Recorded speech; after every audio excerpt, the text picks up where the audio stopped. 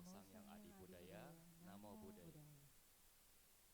Perkenalkan dengan Bodhi Mitra dan rekan saya Wimala Ratna Elisa. Kami akan memimpin puja bakti pada pagi hari ini. Puja bakti akan dilaksanakan dengan pembacaan parita-parita suci dalam bahasa Pali. Para umat dipersilakan untuk mempersiapkan diri dengan berdiri di belakang matras dan bersikap anjali.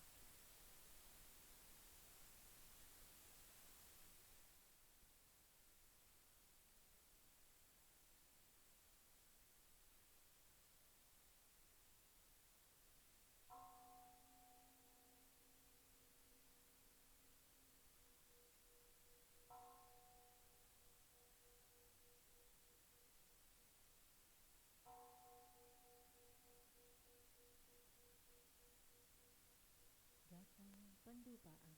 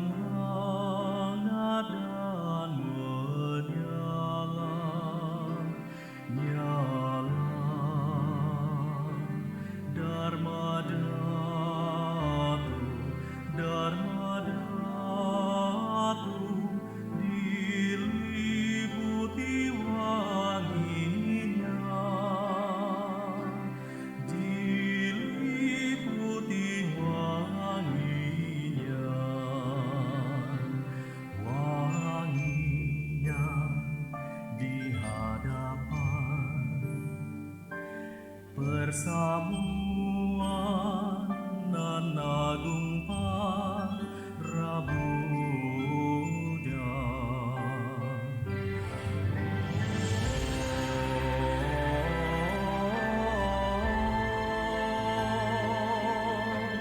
Awan kebahagiaan terbentuk di mana-mana saat pujianku telah berlimpah-limpah. Para Buddha menampakkan dirinya. Om Vajrarupe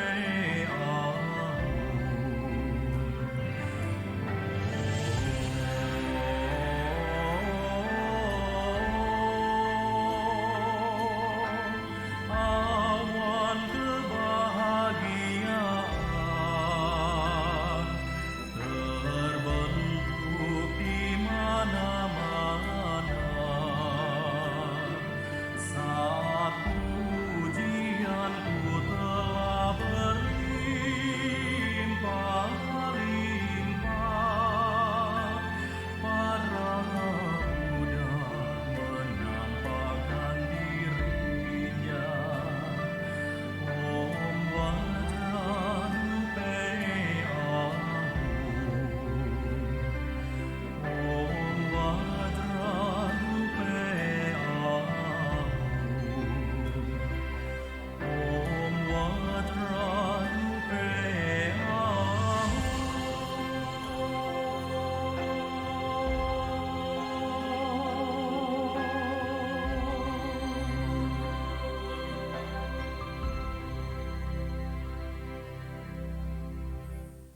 Dipersilakan untuk bersimpuh lutut dan bersikap anjali.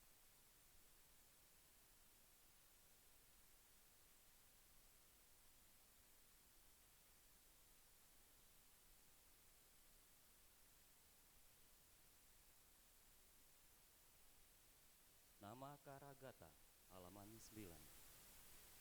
Syair penghormatan. Bagawa yang maha suci telah mencapai penerangan sempurna. Dharma telah dibabarkan dengan sempurna oleh Bagawa. Sangga siswa Bagawa berperilaku baik.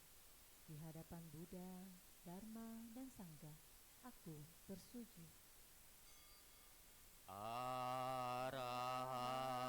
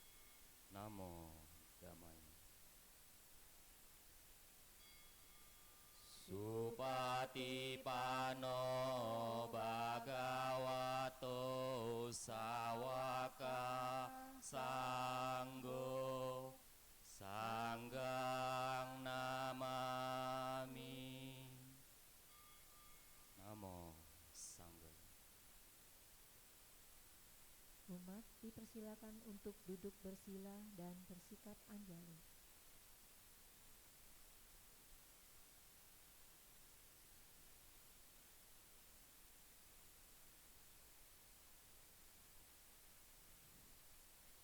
Wandana halaman 16. Syair penghormatan. Berpujilah Sang Hyang Adi Buddha, yang Maha Esa, Bagawa yang Maha Suci, yang telah mencapai penerangan sempurna, dan semua bodhisattva Maha Sattva.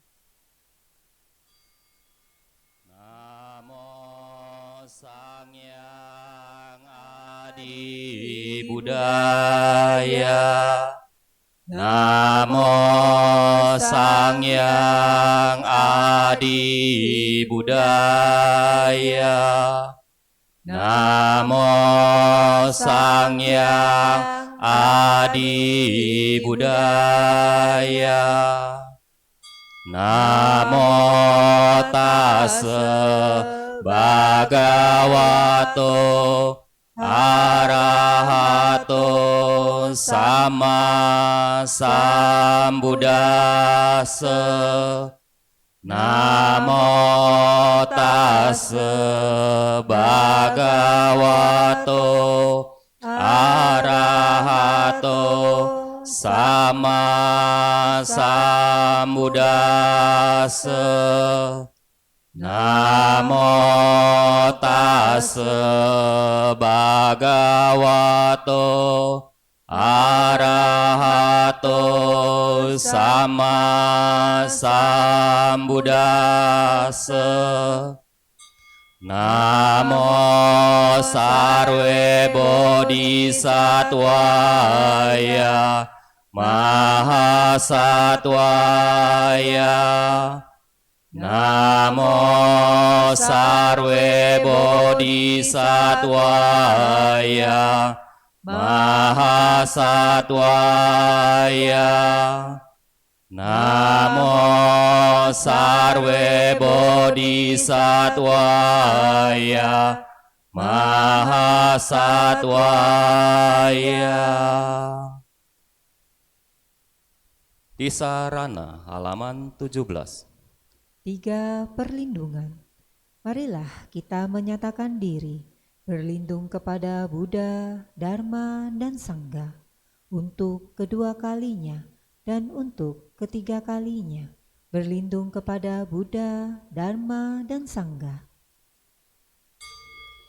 Buddhang saranang gacchami.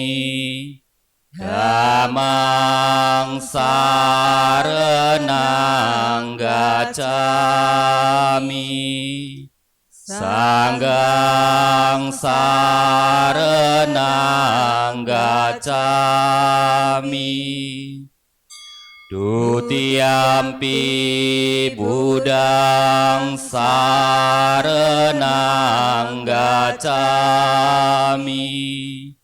Dutiyampi Dhammang saranang gacchami.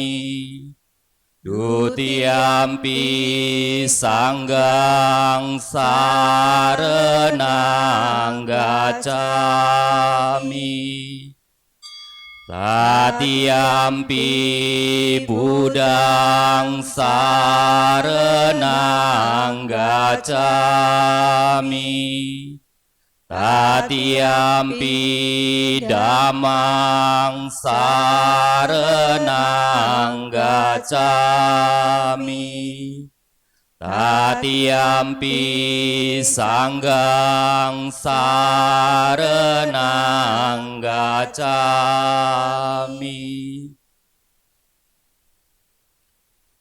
Pancasila halaman 18. 5. Sila.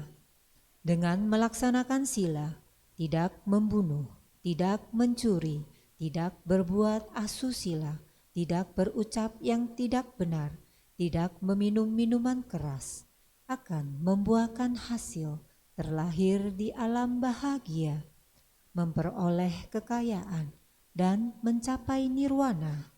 Marilah kita menyatakan tekad berusaha melatih diri melaksanakan 5 sila. Panatipata Weramani Sikapadang Samadhyami Adinadana Weramani Sikapadang Samadhyami Kamesu Micacara Weramani Sikapadang Samadhyami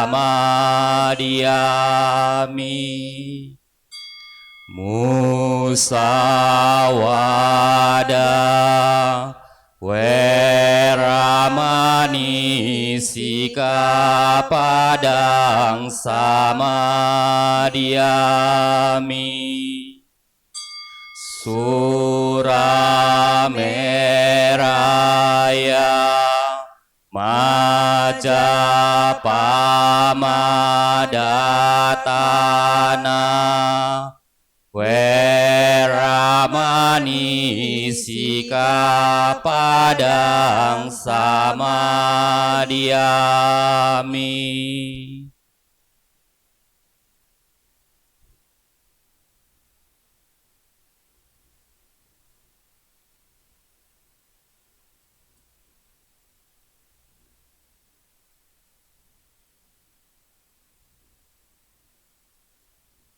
Buddha Nusati, Dhamma Nusati, Sangha Nusati, halaman 19. Perenungan terhadap Buddha, Dharma, dan Sangha. Marilah kita melakukan perenungan terhadap Buddha, Dhamma, dan Sangha.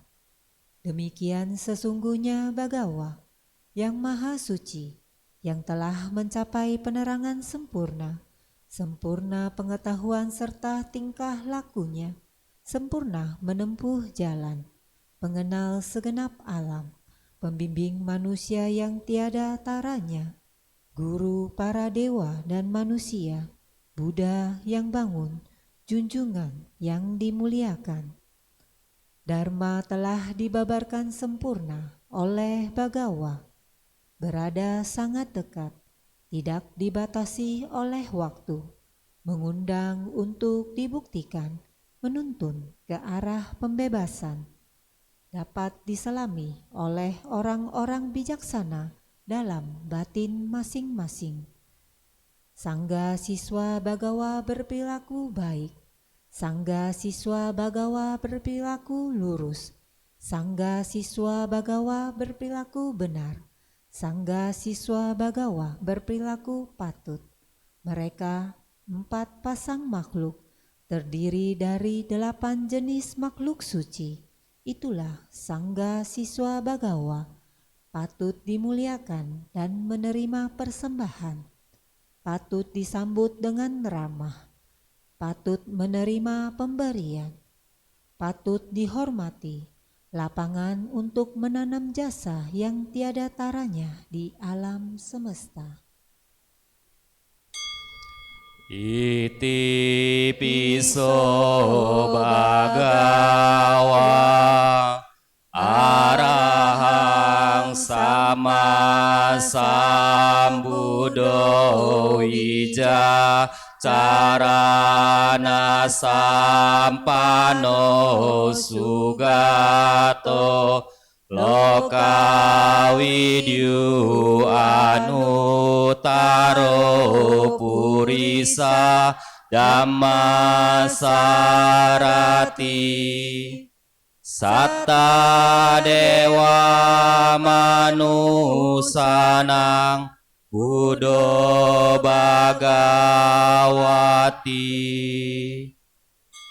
Swakato Bhagawata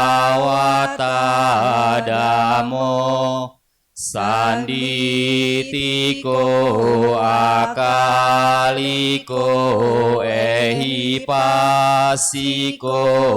opanaiko pacetang weditabo inyuhiti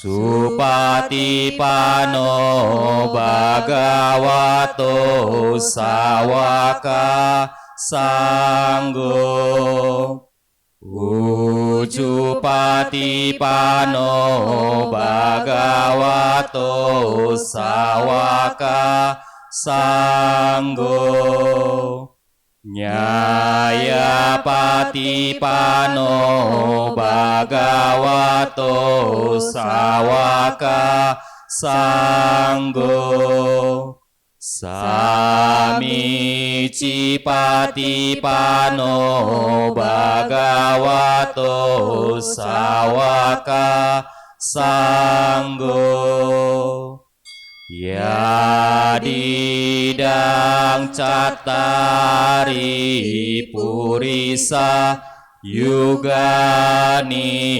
Atta Purisa Pugala Esa Bhagavato Sawaka Sanggo Ahuneo pahuneo daki neo anjali karanio anutarang punya ketang lokasati.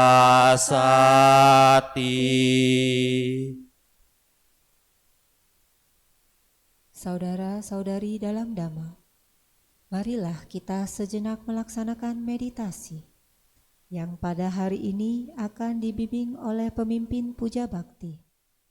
Kepada pemimpin Puja Bhakti kami persilakan.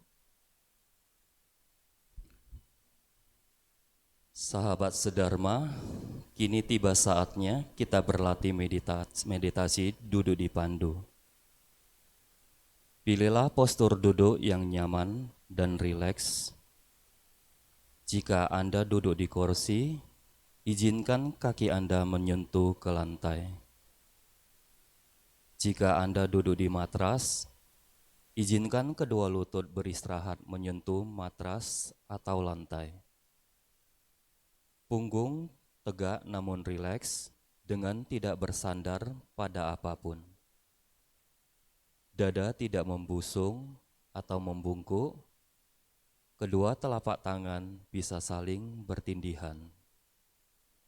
Kedua ibu jari bisa saling bersentuhan membentuk sebuah lingkaran kecil dan letakkan di atas pangkuan kaki. Bahu rileks, kepala tegak. Hadirkan seulas senyuman kecil di wajah sehingga otot-otot wajah menjadi rileks. Bawa pandangan mata turun ke bawah atau izinkan mata terpejam.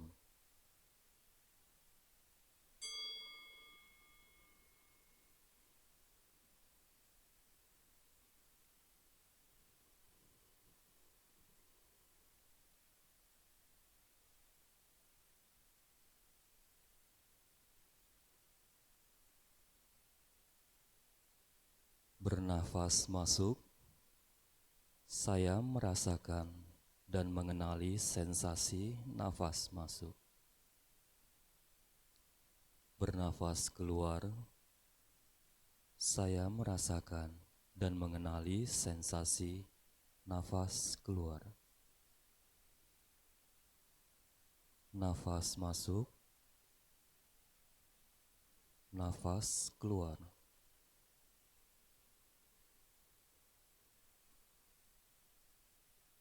Bernafas masuk, saya mengikuti nafas masuk dari awal hingga akhir. Bernafas keluar, saya mengikuti nafas keluar dari awal hingga akhir. Mengikuti nafas masuk, mengikuti nafas keluar. Menyadari seluruh tubuhku, saya bernafas masuk. Merilekskan seluruh tubuhku, saya bernafas keluar. Menyadari tubuh, merilekskan tubuh. Tersenyum pada tubuhku, saya bernafas masuk. Melepaskan semua ketegangan yang ada di tubuhku, saya bernafas keluar. Tersenyum pada tubuh, melepas ketegangan. Merasakan sukacita, saya bernafas masuk. Merasakan bahagia, saya bernafas keluar. Merasakan sukacita, merasakan bahagia.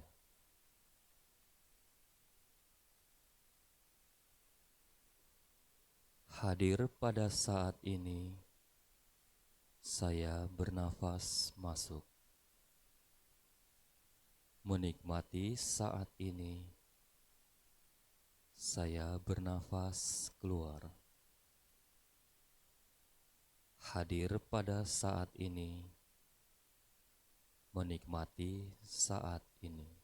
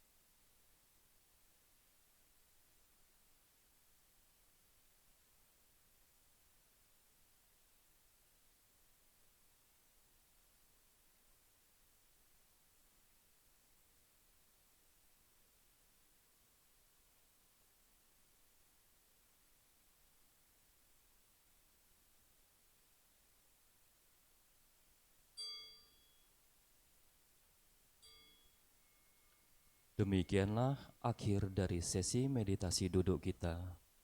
Gerakan kedua telapak tangan secara berlahan. Gerakan tubuh berlahan. Rangkapkan kedua telapak tangan di depan dada. Silakan membuka mata.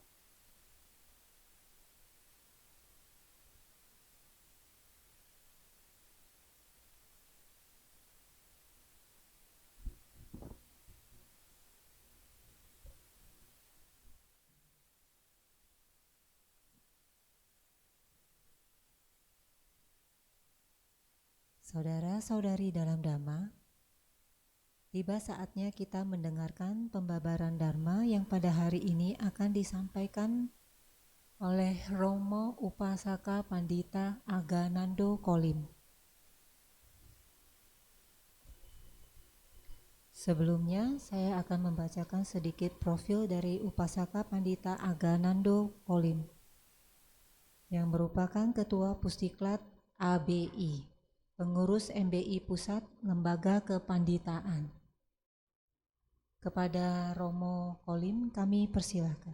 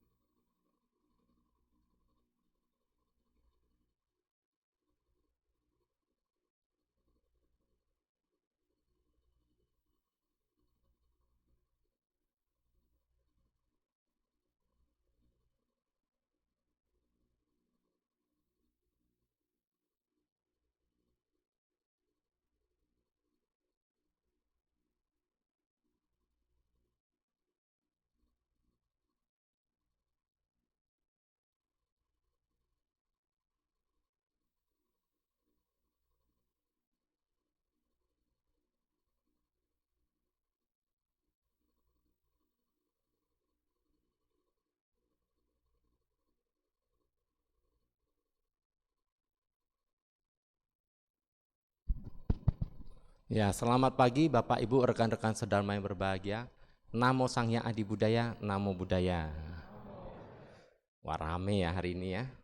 Ini kelihatan udah rame terus ya tiap hari. Oke, hari ini kita cerita tentang, ada yang tahu judulnya? Wah, langsung lihat depan. Ya, apa? Nah, siapa yang hidupnya sudah senang? Udah, oh sudah senang. Siapa matinya udah tenang? Oh belum, belum ya? Oh belum. Mau nggak matinya tenang? Mau mati nggak? Nggak. Gimana sih? Ya, mau tenang. Kalau mau tenang berarti kan masuk surga kan? Betul kan? Alam surga. Betul? Siapa yang mau masuk ke alam surga? Mau. Besok boleh? Nggak mau. Itu susahnya orang. Tahu gitu ya bagus tapi belum tentu mau. Ya, jadi ketika kita bicara tentang hidup senang, mati tenang, ya, itu adalah dambaan semua orang. Ya, semua orang berharap hidupnya senang, matinya tenang, maunya. Tapi apakah mungkin? Mungkin banget. Nah, kita belajar Buddha Dharma supaya hidup kita senang. Suatu saat ketika kita mati, kita bisa hadapi dengan ketenangan. Ini harapan. Dan bagaimana caranya? Ini yang penting kan bagaimana caranya, ya. Oke, sebelum kita mulai, ya saya sudah bawa nih, ada buku. Saya tanya sedikit dulu ya, ini pemahaman kita umat Buddhis. Di sini yang beragama Buddha angkat tangan. Wah, kan asik tahu semua ya agama Buddha. Kitab suci agama Buddha apa? Pernah lihat? Oh itu langsung. Oke, ya itu belum pernah lihat katanya. Ya, jadi datang kemari itu sesuatu yang tak tampak. Pernah lihat? Sekarang langsung baru. Iya pernah. Ya, untung diingatkan. Kalau enggak seumur hidup datang ke vihara, pernah lihat Tripitaka? Enggak. Jadi yang dilihat apa ini? Oke. Tripitaka itu apa? Terdiri dari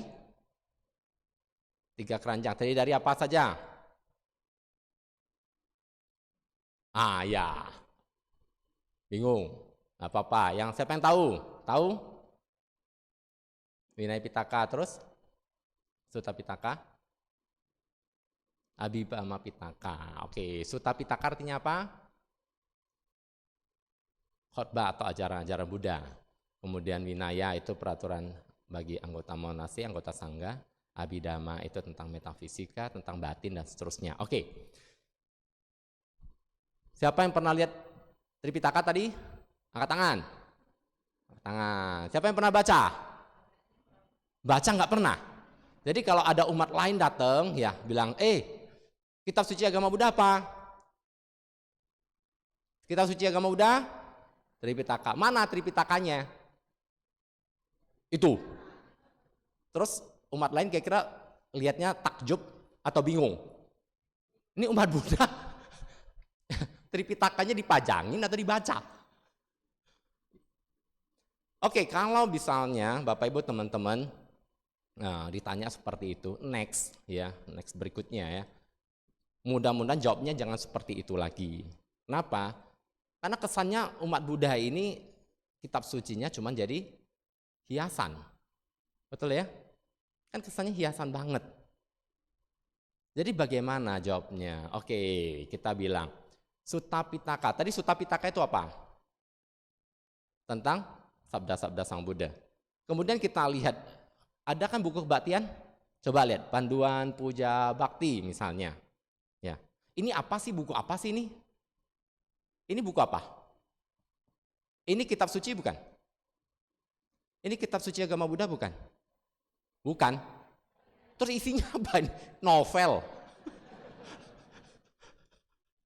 Ini apa sih? Karaniampeta Sutta, itu apa itu? Sutta Pitaka bukan? Bagian dari sana. Ya, ajaran-ajaran Buddha. Ini ajaran Buddha atau bukan sih? Ya, berarti ini kitab suci agama Buddha bukan? Simple kan? Jadi kalau orang bertanya, kitab suci agama Buddha apa? Tripitaka. Mana? Tunjukkan saja. Beres dong. Ini bagian dari Tripitaka, oke? Clear? Kok tipis? Yang lain kan tebel-tebel. Nah, baru keluarin nih, mau yang lebih tebel dikit gua ada. Kan gitu. Iya. Mau lihat? Nah, coba dibaca ya. Depannya apa? Coba.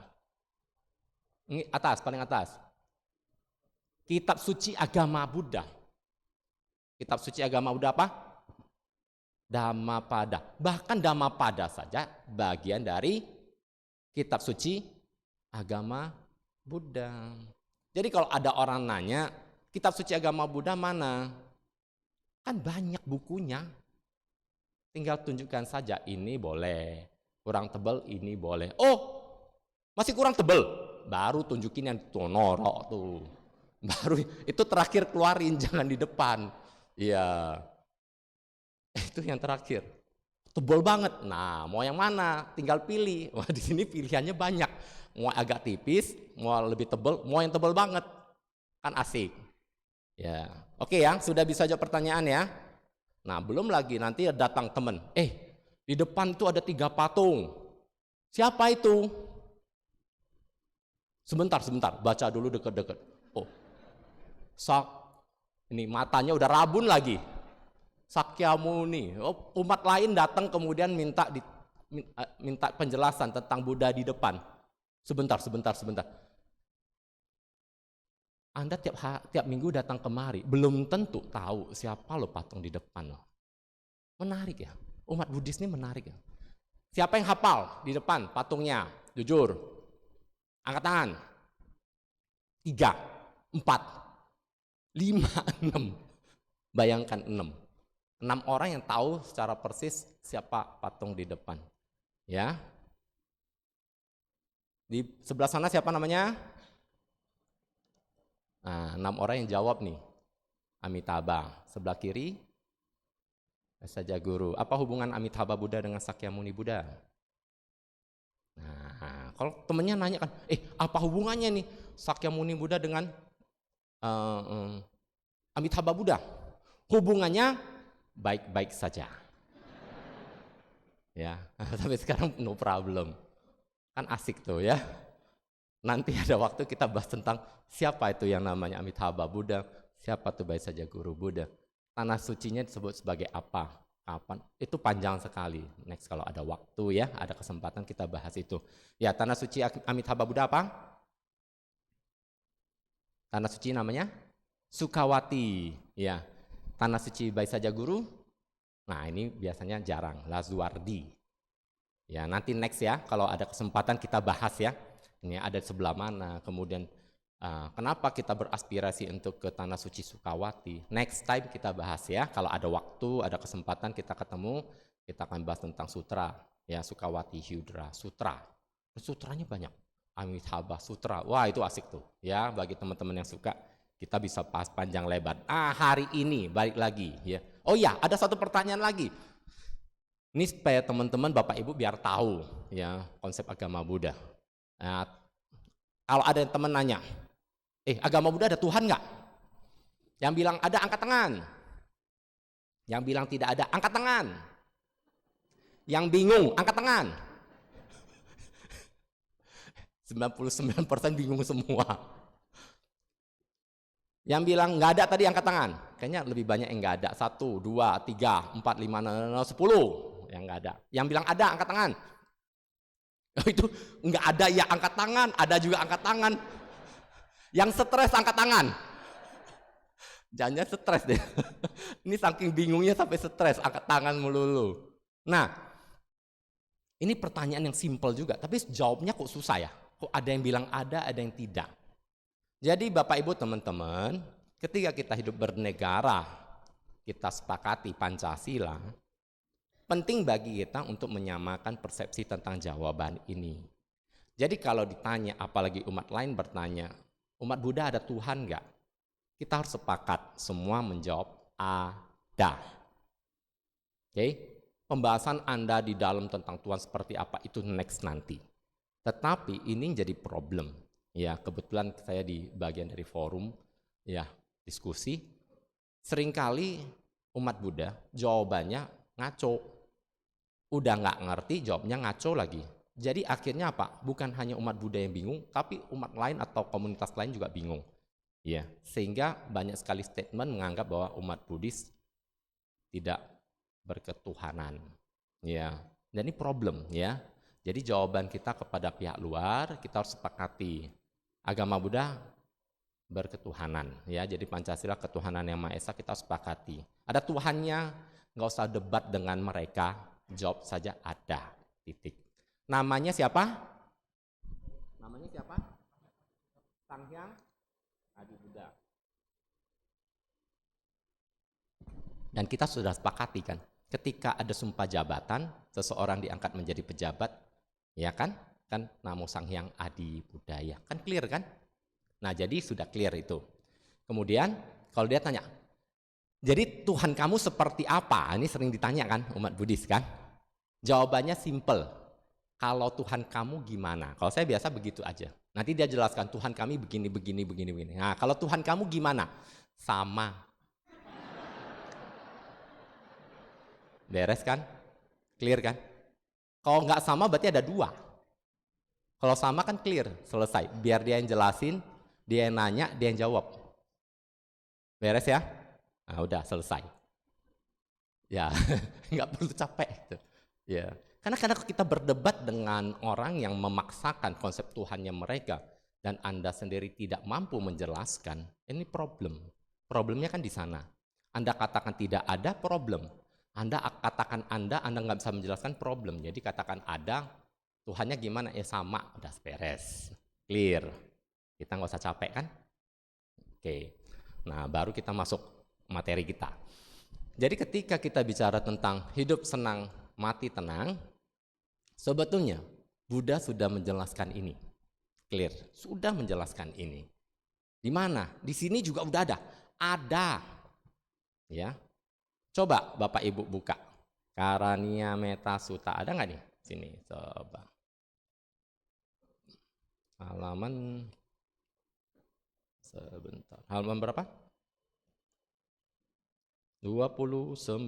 Kita buka semua ya. Oke. Nah, Karania Metta Sutta.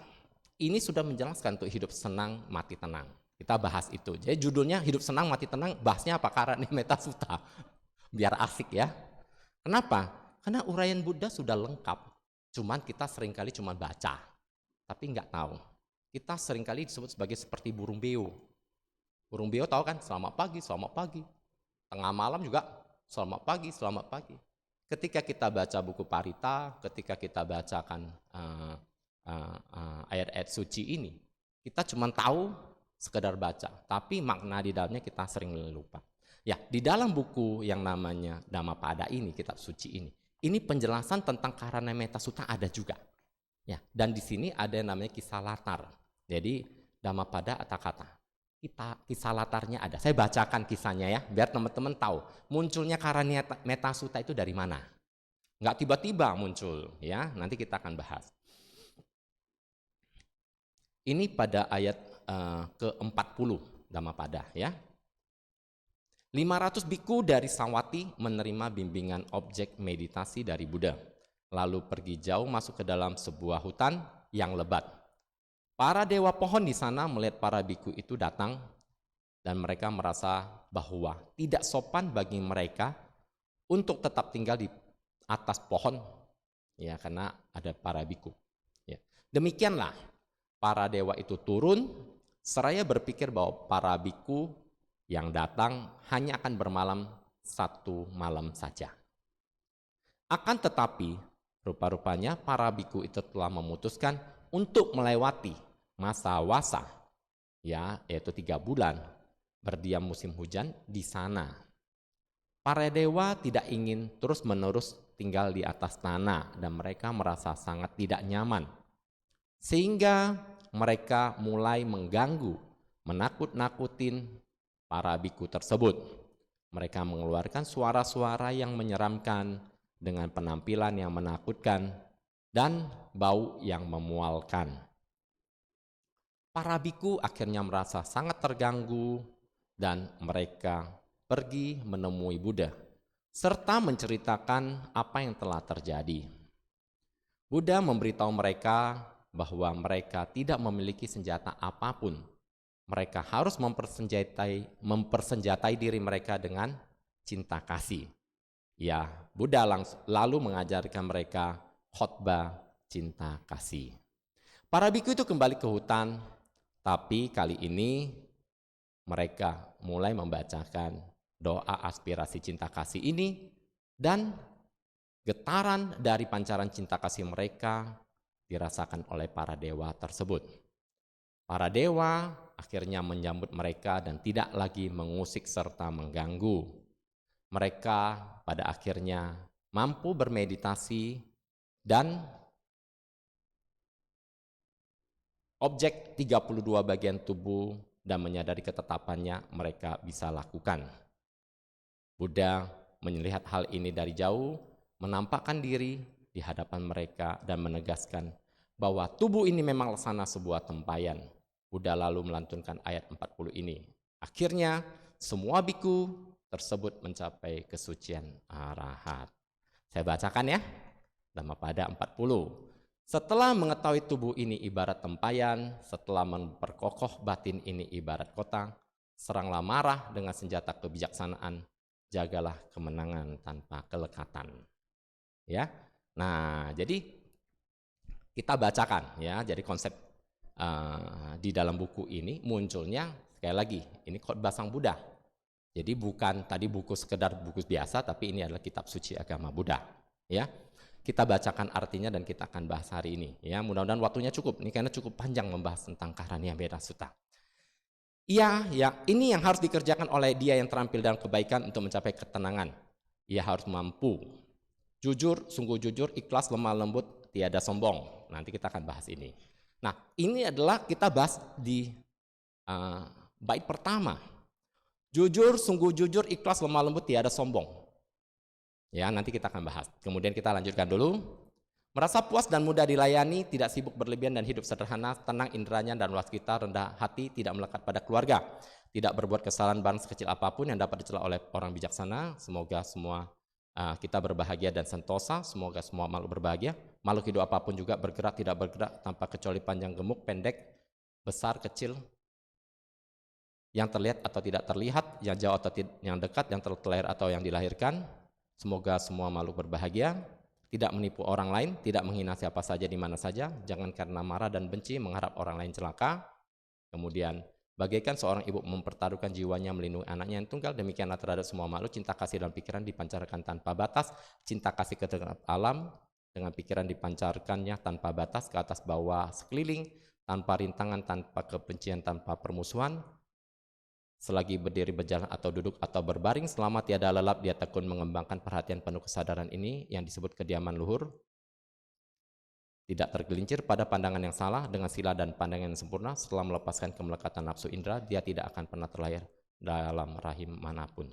Oke, kita sudah sering baca ini? Sering? Paham artinya? Nah, ini seringkali ketika kita baca ya lewat saja. Padahal ini adalah makna dari judul kita hari ini, hidup senang mati tenang. Apa maksudnya? Kita mulai dari satu persatu. Ketika kita bicara tidak menipu orang lain dan seterusnya, itu adalah Pancasila Buddhis. Pemahaman tentang Karania Metta Sutta. Kalau Anda mau hidup senang dalam dunia ini, tidak ada beban, maka lakukanlah seperti yang Karania Metta Sutta ini. Yang pertama, jagalah moralitas. Ketika Anda menyakiti, yang pertama apa? Panatipata, membunuh. Oh, saya kan jarang membunuh. Suka ngejek doang, suka pukul doang. Kan enggak sampai kebunuh kan? Suka menyakiti. Itu sama. Yang pertama panatipata bukan harus sampai makhluknya terbunuh. Ya, pemahaman sekarang adalah ketika kita menyakiti dan ada makhluk yang tersakiti, ya, baik oleh kata-kata tindakan kita, itu sudah melanggar sila atau moralitas ini. Kalau kita tidak menyakiti makhluk lain, maka kita akan bahagia. Contoh, nyamuk, ganggu nggak? Siapa yang masih pukul nyamuk? Mati, angkat tangan. Kan nggak ada kan? Nggak ada yang ngaku. Cuma 3 orang. Sisanya, ya bayangkan. Yang masih bunuh nyamuk. Nah, langsung angkat tangan, sekarang ngaku dia. Oke, ketika kita membunuh, mungkin kita happy. Atas dasar apa kita bunuh nyamuk? Kebencian, betul? Kita benci kan, karena digigit. Ketika kita membenci, pada saat itu kita membunuh. Pada saat membunuh, maka akan muncul karma-karma, benih-benih karma buruk. Ya, kita pernah kan baca cerita tentang karma? Masih ingat? Masih lupa atau sudah lupa? Oh, masih ingat. Yang tentang kacang hijau. Ingat ya, kacang hijau. Nah, setiap kali kita membunuh, setiap kali kita dengan niat buruk, melalui pikiran, ucapan, tindakan, maka akan muncul benih. Seperti kacang hijau. Jadi benih ini, seperti kacang hijau. Kacang hijau kemarin kita bilang seperti benih. Ketika bertemu dengan kondisi yang tepat, dia akan berbuah. Kemarin kacang hijau ketemu dengan air jadi tauge. Betul? Nah, benih ini terbawa dalam satu kehidupan berikutnya. Ya memang ada yang ahosi atau ada yang hilang, tapi ada bagiannya 4 bagian, kita bahas lebih lanjut nanti. Tapi yang tetap ada, itu akan muncul dalam kehidupan kita berikutnya. Ketika Anda membunuh di masa lampau, jangan kira Anda, oh ya, saya sering berburu binatang, tapi kan saya sering berdana. Ada yang mengatakan seperti itu, saya kan jadi orang baik. Saya kan setahun sekali pergi ke nembak, sama teman-teman pergi berburu atau pergi mancing. Siapa yang masih hobi mancing? Nah, nggak ada, kan asik. Siapa yang masih pelihara burung? Nanti kita cerita ya. Nah, saya kan cuma pergi mancing sama teman-teman. Ketika Anda memancing, ya, apa yang terjadi? Oh, saya mancing, ada beberapa teman bilang, saya mancing tapi saya nggak bunuh, saya cuma iseng aja, angkat, kemudian saya lepasin lagi. Gini deh saya bilang, ini saya cuma punya tusuk gigi, saya bilang ke dia. Tusuk gigi nih, ya coba bibir kamu mana? Ya. Saya tusuk mau nggak? Enak aja. Itu baru ditusuk pakai tusuk gigi, itu aja nggak mau. Sedangkan kamu pakai kail, ya saya belum pakai jarum kan? Ini baru pakai kail, bibir kamu, saya kail, oke? Saya tarik mau nggak? Nggak mau. Kamu nggak mau. Tapi kenapa kamu mau nyusahin yang namanya ikan? Kebayangkan? Kita tidak mau diperlakukan seperti itu, tapi kita happy memperlakukan makhluk lain seperti itu. Itu kan menjadi bagian dari penyiksaan. Pernah lihat ada orang yang namanya orang kaya, makmur, tapi sakit-sakitan, cacat, umur pendek ada? Bisa jadi di kehidupan lampau, orang ini rajin berdana. Berdana hasilnya apa? Kekayaan, hidup makmur. Tapi dia hobi berburu, hobi mancing, hobi menyakiti binatang. Akibatnya apa? Di kehidupan sekarang, dia sakit-sakitan, cacat, umurnya pendek. Jadi karma itu nggak bisa ditukar tambah. Karena saya membunuh, oke, saya function banyak-banyak. Function akan berbuah pada kehidupan mendatang, ya kita akan menjadi lebih umur panjang. Tapi ketika kita menyiksa binatang, di saat itu kita akan cacat. Umur panjang cacat ada? Ada, jadi nggak bisa, oh ya ini tukar tambah deh. Saya sering menyakiti, nanti saya berdana banyak. Nggak bisa matematika, plus min nggak bisa. Jadi Anda mau hidup senang, jangan menyakiti makhluk lain. Karena suatu hari Anda akan menerima akibatnya, Anda nggak happy. Cacat happy nggak? Enggak. Sakit-sakitan happy nggak? Enggak. Sering disakiti happy nggak? Enggak. Ya, jangan pernah menyakiti makhluk lain. Yang kedua, jangan pernah mengambil. Ya. Tadi dia katakan orang itu harus jujur, lemah lembut. Jujur artinya apa? Jangan mengambil yang bukan hak Anda. Kenapa? Kalau Anda ambil, Anda akan dikecewakan suatu hari nanti. Itu gimana yang namanya Robin Hood misalnya? Robin Hood kan ngambil barang orang, tapi dia kan sering berdana. Ada nggak orang yang usaha bangkrut terus? Ya, setiap kali usaha bangkrut ditipu. Tapi setiap kali bangkrut ditipu, ada yang nolongin dia. Dipinjemin lagi modal, usaha lagi, susah lagi, ditipu lagi, bangkrut lagi, besok datang lagi, oh untuk makan bolehlah, wah pinjemin dulu atau kasih makan. Makan masih bisa, tapi usahanya bangkrut melulu. Oke, kita lihat cerita tentang Robin Hood. Ya. Dia sering berbagi kan, apa yang dia dapat dia bagi ke orang kan. Akhirnya apa? Di kehidupan mendatang dia sering dapat bantuan. Tapi dia juga sering mengambil barang orang lain kan. Artinya apa? Dia akan sering kehilangan barang yang dia miliki. Balance. Keseimbangannya bukan berarti tukar tambah gitu, nggak bisa. Tetapi semua karma, semua perbuatan ada akibatnya. Jadi kalau Anda mau happy dalam hidup, yang kedua tadi apa? Jangan mengambil bukan milik Anda. Karena Anda juga tidak mau kehilangan milik Anda, betul? Anda tidak suka kalau barang Anda hilang. Jadi jangan mengambil. Ini dengan baca Karunia Sutta ini kita sudah memahami. Yang ketiga, ya, kamesumi cacara. Jangan berasusila. Kenapa? Karena ketika Anda berasusila, Anda bukan menyakiti diri Anda saja, tapi Anda menyakiti orang lain di sekitar Anda. Anda kehilangan kepercayaan. Berselingkuh misalnya, Anda kehilangan kepercayaan dan peluang begitu banyak hal yang baik akan hilang. Keluarga hancur, hubungan Anda dengan orang lain hancur, dan itu menyebabkan Anda masuk dalam banyak kesulitan. Ya. Dan dikatakan bahwa orang yang sering melanggar sila ketiga di kehidupan mendatang bisa jadi terlahir menjadi seseorang yang tidak baik. Contoh misalnya punya kepribadian yang ganda, cewek bukan cowok, itu kadang-kadang bisa terjadi ya karena pelanggaran sila yang ketiga ini, dan Anda bisa jadi nggak happy dengan itu ya. Ada yang merasa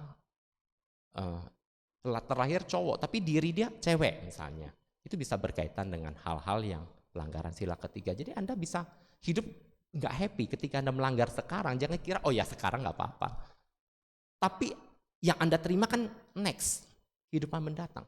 Jadi hidup senang bukan hanya sekarang. Hidup senang itu bicara tentang naik masa depan. Masa depan Anda mau happy, Anda harus mulai dari sekarang. Kalau sekarang sudah terjadi bagaimana?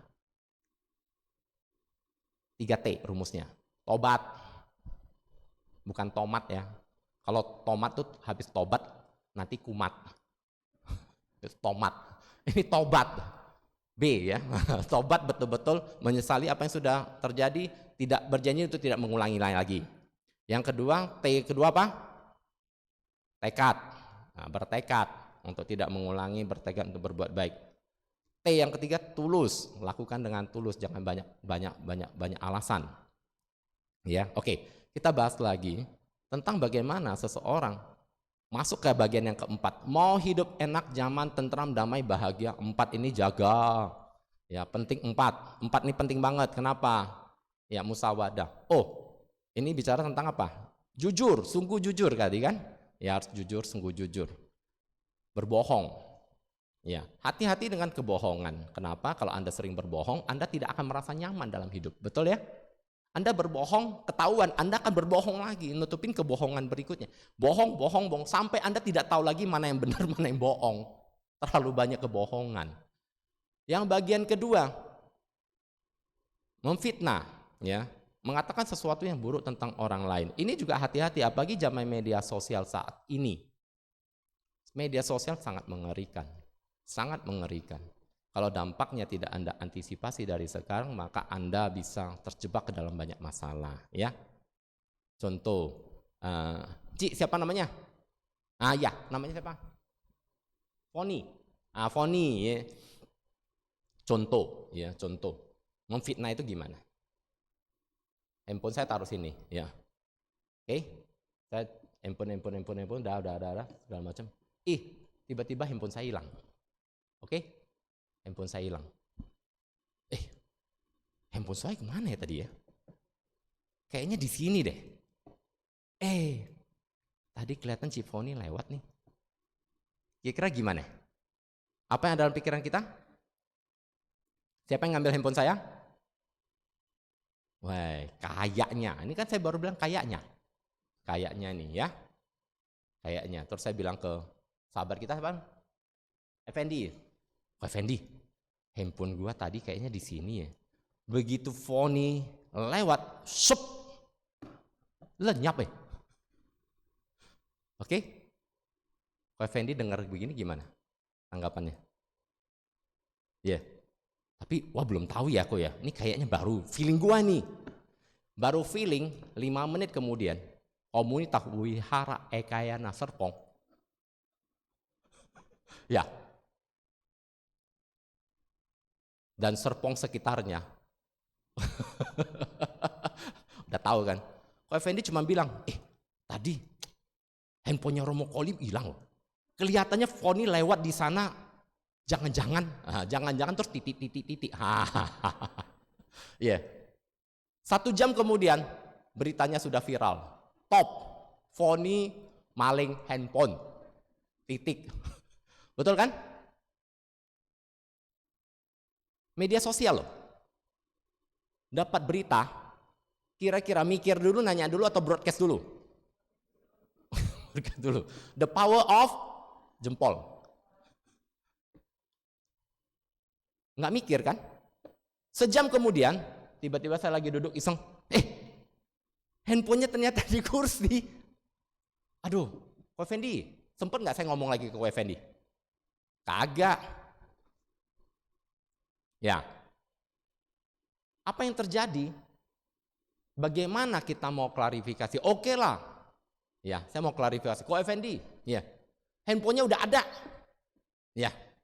Bukan Foni yang ngambil. Ko Effendi sekarang gimana? Beresin masalah ini coba. Silakan. Ayo, kita beresin. Bisa beres? Enggak. Ya. Cerita di media sosial 5 tahun, 10 tahun yang lalu sampai sekarang masih ada loh. Itu tetap ada, nggak hilang-hilang. Nah, bagaimana dengan orang namanya Foni ini? Kita mau apa ini? Ya, Foni, sorry ya. Oke, bye-bye, sorry ya. Selesai. Masalah selesai? Enggak.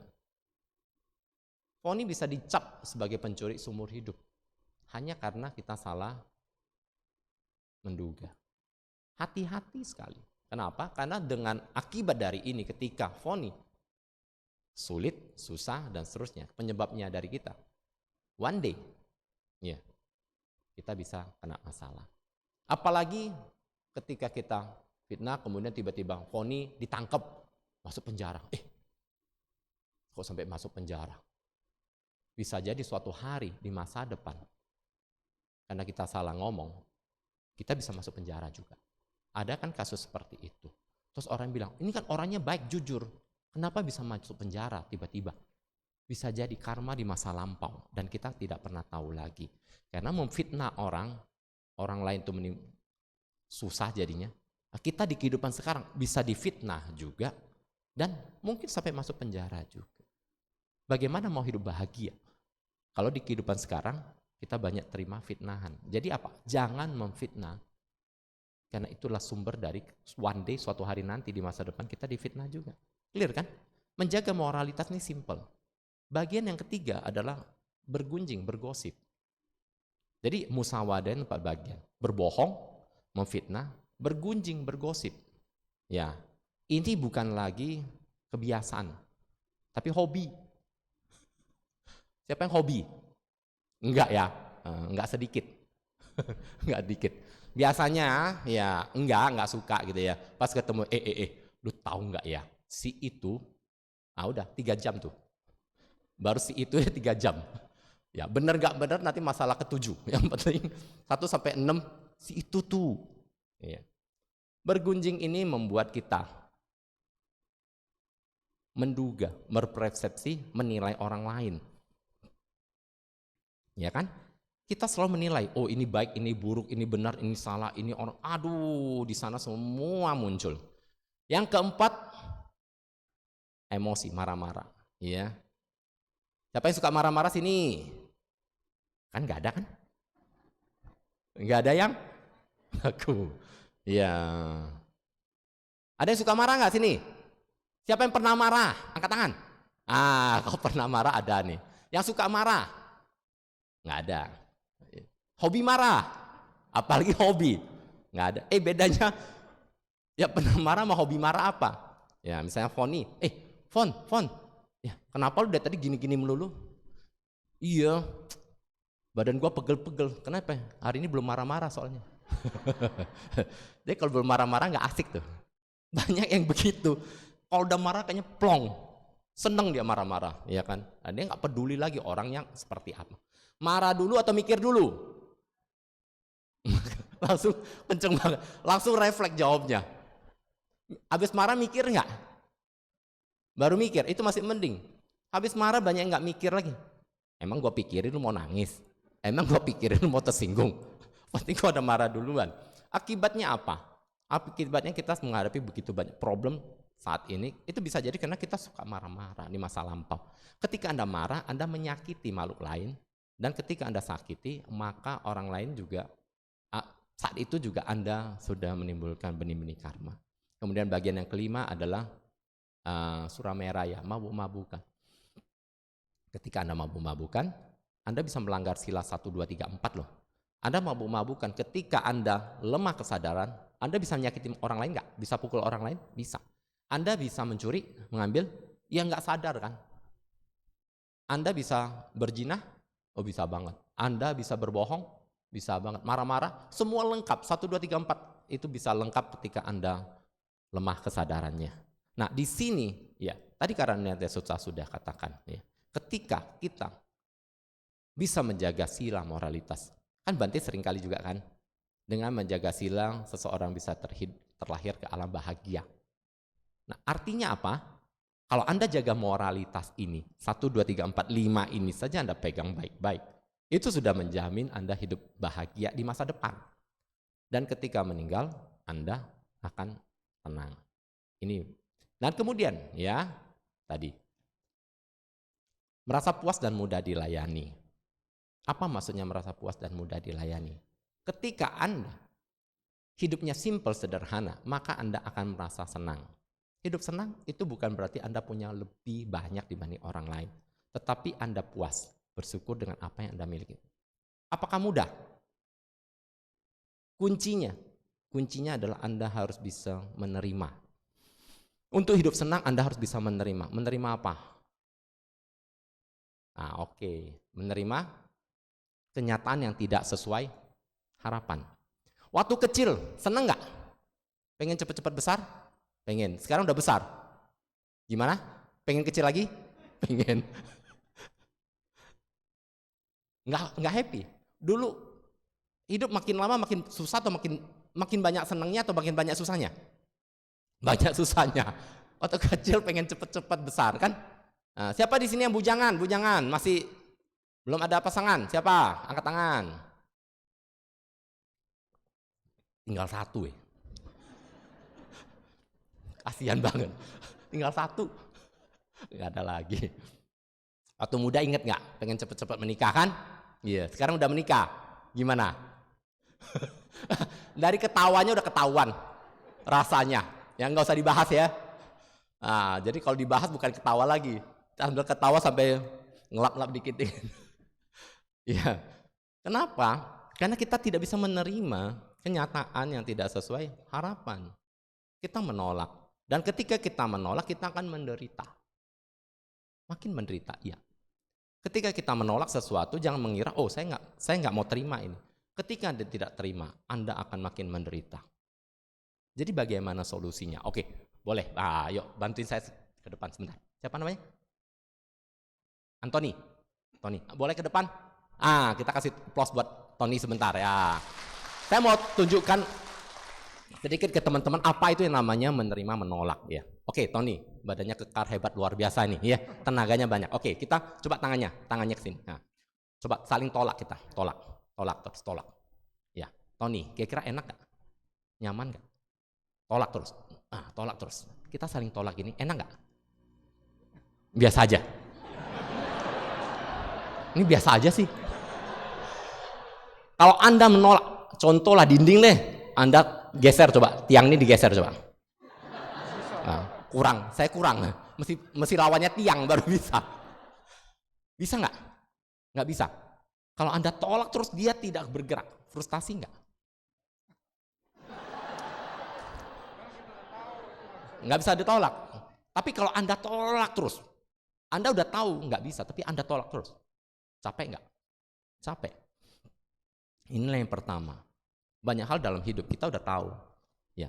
Siapa yang punya pasangan istrinya begitu luar biasa dalam berbicara? Apa yang salah? Ada yang salah? Luar biasa dalam berbicara, ya kan? Iya, makanya sampai sangat luar biasa, sampai suaminya biasa di luar. Gitu. Anda sudah tahu kan? Dia mau rubah dia supaya diem, ya di plak ban. Masih ngomong, udah di lakban masih ngomong. Ya Anda sudah tahu. Semakin Anda menolak, ya Anda makin kecewa. Ini yang terjadi pada hidup kita. Anda sudah tahu banyak hal, tapi Anda tolak. Seperti tadi, kita tolak terus. Saya nggak mau terima istri kayak gini, saya nggak mau terima dia gini, saya nggak mau. Selama Anda tetap menolak, maka di saat itu Anda tetap makin menderita. Ya. Yang kedua bagaimana? Coba dorong, Anthony dorong terus. Dorong terus. Iya. Yang satu kita tahu, kita kalau saling tolak menolak, iya, itu berantem kan, capek kan. Yang kedua coba dorong terus. Yang satu bertahan, ya, ini saya tahan, ya. Anthony capek nggak? Dorong terus, capek kan? Saya nahan, capek nggak? Yang kedua, ini yang terjadi, mengalah, tapi di belakang ngomel. Iya. Dia dorong sampai belakang, lu tau nggak suami gue ya? Sama suaminya pas pulang nggak berani. Iya kan, nanti dipotong uang belanja. Nah, yang kedua, satu nolak terus, yang satu bertahan terus. Problem juga, banyak rumah tangga juga hancur karena ini. Mengalah 10 tahun jebol, nggak kuat. Anda bisa berapa lama bertahan? Oke? Akhirnya Anda nggak kuat. Oke? Nah, yang bagian yang ketiga, coba Anda dorong. Jangan bergerak kakinya, coba dorong terus. Yang ketiga ini, bagaimana Anda belajar konsep menerima. Oke? Silakan duduk. Nonton. Kita kasih tepuk tangan sebagai contoh. Bapak Ibu teman-teman, bukan berarti menerima ini pasrah, ya sudahlah nasib gua. Kalau Anda katakan nasib ini sudah takdir saya, maka Anda akan menjadi bagian yang kedua. Bagian yang kedua itu Anda pasif. Diam saja. Tapi Buddha mengajarkan kita untuk aktif. Ketika kita menerima, kita harus aktif. Aktif artinya apa? Kita harus mengetahui kenapa kita menerima ini. Ya. Saya kemarin cerita ke teman-teman, bukan kemarin, beberapa minggu yang lalu. Dia bilang rumah tangga dia berantakan, kemudian suaminya sering nyakiti. Waduh, cerita. Terus saya tanya dia, gimana sekarang? Sekarang setelah beberapa tahun ini saya plong. Saya terima dan hidup saya sekarang sudah lebih happy, jauh lebih happy. Saya tanya kenapa kok bisa happy? Dia gara-gara nonton satu film di The ITV. Apa judulnya? Yang suaminya nyiksa dia, kemudian dia bilang dia terima dan dia belajar di sana dan dia tetap melayani suaminya dengan baik. Ya, dan dia memahami hukum karma. Nah, ini penting, teman-teman. Dia menyadari ini karmanya dia sehingga dia bisa terima. Jadi menerimanya Buddhis ini bukan berarti pasrah, tetapi menyadari dharma, memahami hukum karma, tumimba lahir. Nah, karma dan tumimba lahir ini satu set, nggak bisa dipisahkan. Karma, tumimba lahir. Kalau ada yang menganggap karma ini hanya satu kehidupan, itu yang di banyak ngomong karma. Kena karma lu. Kemarin kan lu pukul gua, sekarang lu bonyok lu. Itu karma. Kalau mereka hanya bicara tentang satu kehidupan, itu bukan karma dalam pemahaman Buddhis. Karena karma dalam pemahaman Buddhis itu harus dikaitkan dengan kehidupan lampau. Suatu saat di kehidupan lampau, ya Anda punya hubungan karma, hari ini ketemu.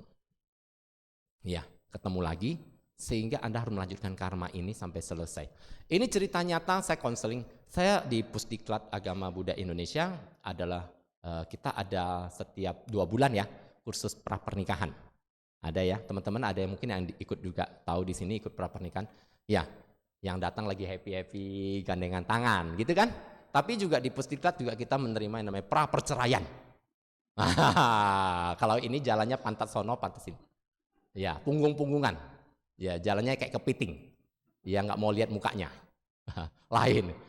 Kalau lagi ini kan lihat-lihatan gitu kan. Kalau ini udah mau cerai itu punggung-punggungan.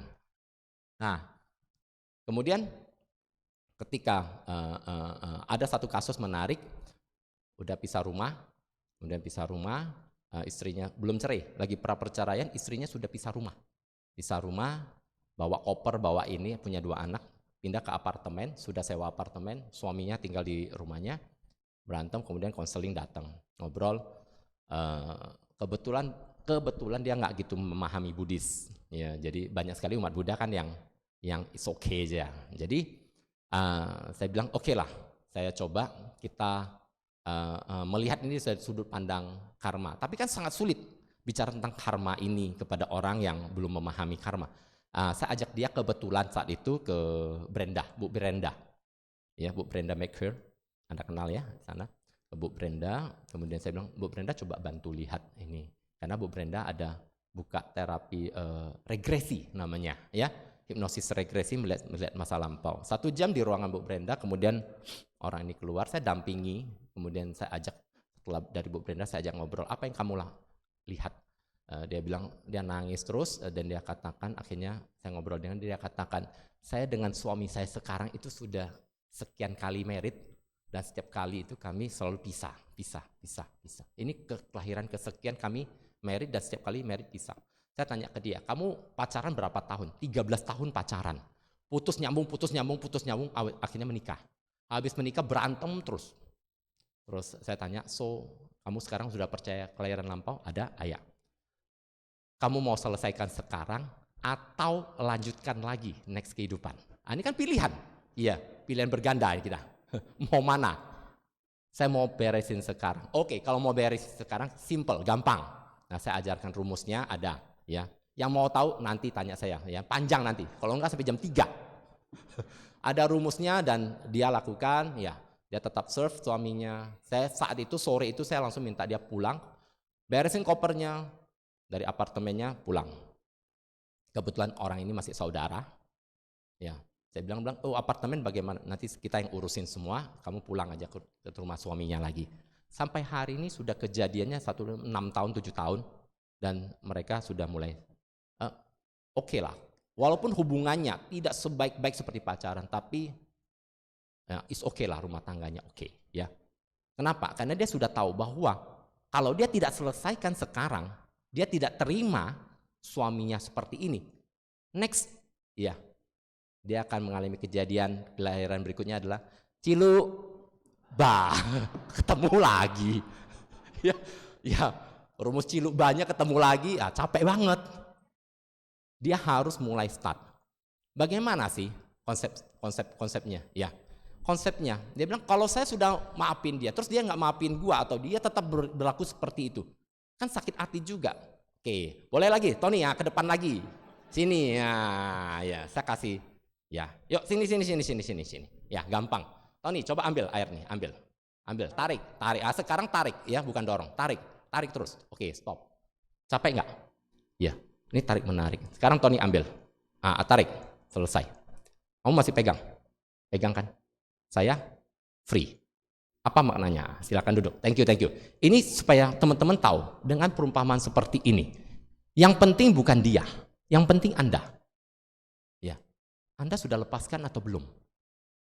Kalau Anda belum lepaskan, itu penderitaan Anda. Tapi kalau dia masih pegang gimana? Dia masih pegang kebencian, dia masih pegang kemarahannya, dia masih pegang dendamnya. Bukan urusan Anda. Anda nggak bisa mensucikan orang lain. Anda bisa mensucikan diri sendiri. Anda bisa bebaskan diri sendiri. Anda bisa lepaskan kemelekatan. Anda bisa bebaskan kebencian Anda. Clear. Anda nggak bisa kontrol orang lain. Jadi jangan katakan kepada ini, wah, gua kan udah nggak benci, gua kan udah ini, tapi dia masih tetap benci. Ya, gimana?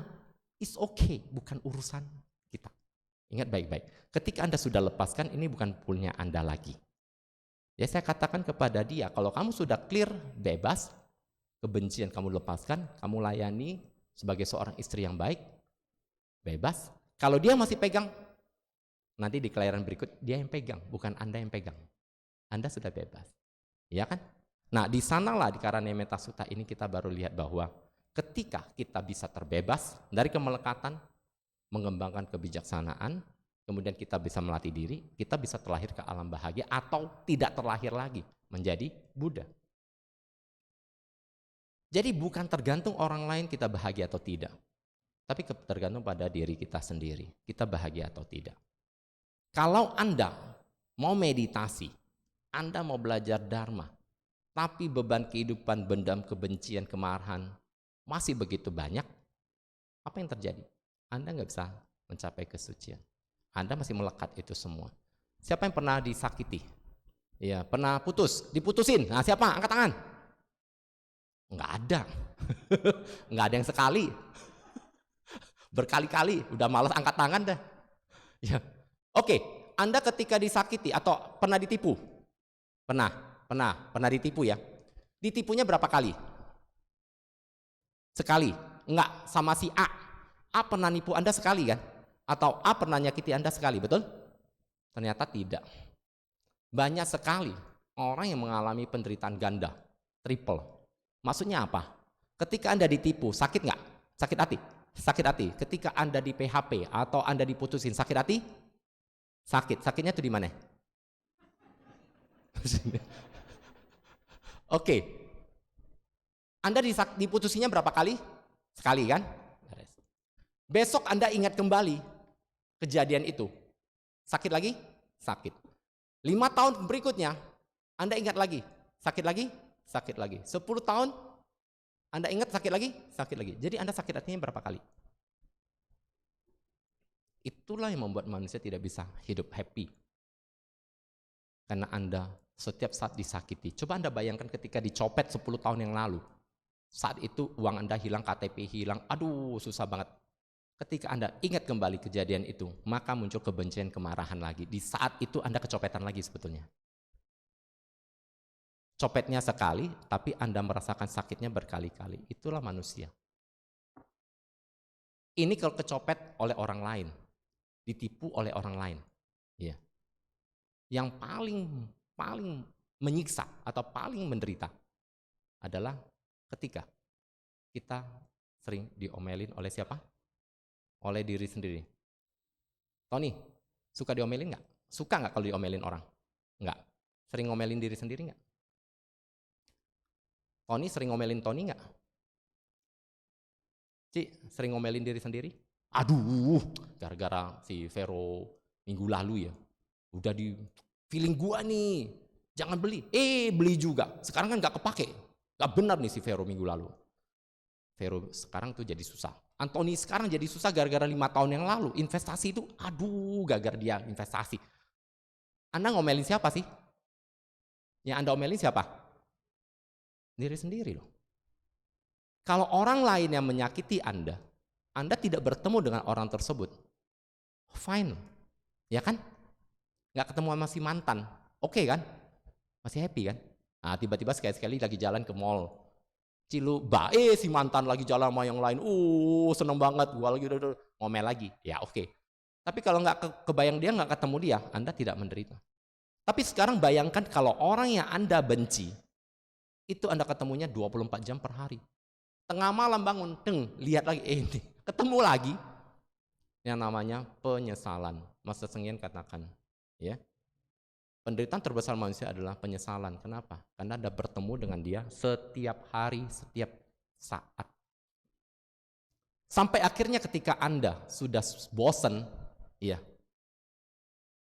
Lihat si Vero, lihat si Anthony, lihat si ini, masing-masing.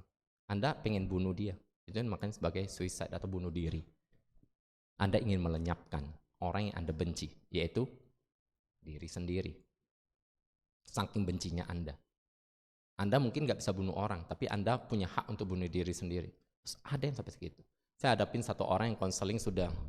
Begitu datang dia bilang, Romo mau konseling. Saya lihat tangannya, 2 garis. Serius, 2 garis sudah. Iya. Sudah bunuh diri 2 kali masih selamat. Bayangkan, ada orang menderita seperti itu. Dan datang dimulai dengan tangis. Waduh, hidupnya supaya udah nggak berharga, nggak ada ini. Bagaimana mau hidup senang mati tenang? Selama Anda punya penyesalan, masih punya penyesalan, ya, masih memegang ini terus menerus, maka Anda tidak akan pernah bisa bahagia. Ya, mungkin waktunya sudah hampir habis. Saya akhiri dengan satu cerita tentang kunci pintu hati. Ada seorang nenek yang begitu menderita hidupnya, begitu susah. Dan tiap malam dia mendapat mimpi buruk. Aduh, setiap malam saya melihat satu ruangan terkunci, di dalamnya ada orang banyak teriak.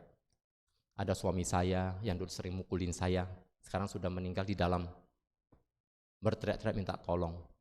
Ada tetangga saya, ada anak saya, banyak sekali orang yang pernah menyakiti hidup saya, minta tolong, bukain pintu. Iya. Si ibu ini, si nenek ini, saya nggak mau.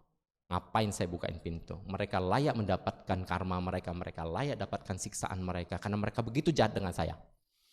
Ya, tapi tiap malam mimpi ini datang terus. Sampai akhirnya dia nggak tahan lagi, ya, dia datang kepada seorang yang bijaksana, guru. Dan guru ini bilang, ibu, ya nenek, ya nek, ya kamu udah tua, kamu harus buka pintunya, bebaskan mereka. Saya kasih kamu kunci, ya ini kunci satu. Nanti malam kalau kamu mimpi, kamu buka lagi pintunya, ya, oke. Malam itu si nenek bawa kunci sambil tidur, pegang, kemudian mimpi itu datang lagi. Banyak orang berteriak, satu ruangan ya, dan api mulai membakar ruangan itu. Tapi si nenek ini tetap gak mau. Saya gak bisa. Walaupun ada kunci, saya tidak mau. Inilah hukuman buat mereka yang telah menyakiti saya bertahun-tahun. Mereka sudah menyiksa saya. Saya sakit hati, saya dendam, saya benci. Enggak. Dia tetap tidak mau buka. Besok paginya dia bangun lagi. Aduh. Kok mimpi datang lagi, susah banget. Ya, dia datang lagi kepada guru. Dia mau balikin kunci. Guru, saya nggak bisa pakai kunci ini. Kenapa? Saya nggak bisa lepasin mereka. Dendam saya udah terlalu kuat. Guru bilang gini, Bu, bawa saja. Karena malam ini, malam terakhir ibu, kalau ibu tidak gunakan ini, ya, Nek, kamu tidak gunakan kunci ini, maka kamu tidak akan pernah lagi bisa manfaatkan kunci ini dan kamu selamanya tidak akan pernah bisa tidur dengan tenang. Ya, sudahlah. Kalau udah dibilang begitu, si neneknya pulang, bawa kuncinya lagi. Dan malam itu, betul dia tidur, kali ini lebih hebat lagi teriakannya. Ya, teriakan makin kenceng. Dan rumah ini sekarang kebakarnya makin hebat, di dalamnya sudah, kalau nggak dibukain pintunya mati semua orang di dalam. Semua minta tolong ke dia. Ya, akhirnya si nenek bilang, sudahlah ini udah kali terakhir. Ya, saya lepaskan. Si nenek dengan keberanian, dia ambil kuncinya, dia buka gemboknya, dia buka pintu. Satu persatu orang di dalam, suaminya yang pernah menyiksa dia, keluar. Anaknya yang dulu pernah memarahin dia keluar, tetangganya. Ada seekor anjing keluar juga. Ini waktu kecil anjing ini pernah gigit saya dendam sekali sama anjing ini. Sama anjing ini benar masuk. Satu persatu keluar. Ya. Dan yang terakhir keluar satu nenek-nenek, tua, rentas, jompo, kayak sakit-sakitan, keluar jalan pelan-pelan. Ini nenek siapa ya? Saya belum pernah lihat nenek ini. Ya. Begitu nenek ini buka mata dan lihat ke dia, sama-sama lihat, dan dia melihat nenek itu ternyata adalah diri dia sendiri. Ya. Bapak Ibu teman-teman, cerita ini menggambarkan pada akhirnya hidup kita semua punya kunci pintu hati. Kita sudah punya, Bapak Ibu teman-teman punya itu kunci. Ya. Pernah nggak pakai kunci ini? Kalau Anda tidak pernah gunakan kunci pintu hati, maka Anda tidak bisa hidup tenang, hidup senang, mati tenang. Ya. Jadi Anda harus gunakan kunci ini. Buka apa? Buka pintu hati Anda untuk welas asih, kasih sayang, pemaafan, penerimaan. Buat apa? Bukan buat mereka. Yang terpenting buat Anda. Mau hidup senang, mati tenang, buka pintu hati. Karena kebencian, kemarahan, dendam, penyesalan, itu semua yang menutup pintu hati kita. Anda tidak bisa bahagia. Anda tidak akan bisa mati dengan tenang ketika masih ada penyesalan, masih ada dendam, kebencian, kemarahan. Anda hanya bisa hidup senang, matinya tenang kalau tidak ada beban. Ya, dan ketika Anda bebaskan hati Anda, pemaafan Anda berikan, yang Anda bebaskan pada akhirnya adalah diri Anda. Jadi Bapak Ibu teman-teman sekalian, penting bagi kita untuk bisa hidup senang, mati tenang ketika kita bisa terbebas dari semua loba, dosa, moha.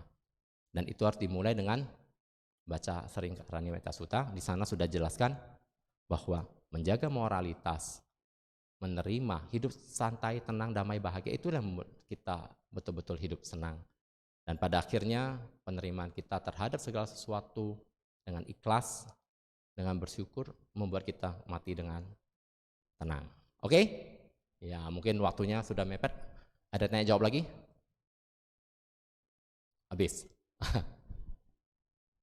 Ada tanya jawab atau tidak? Oh, satu. Satu boleh, silakan. Ayo cepet. Ya, silakan. Boleh langsung. Silakan. Ya.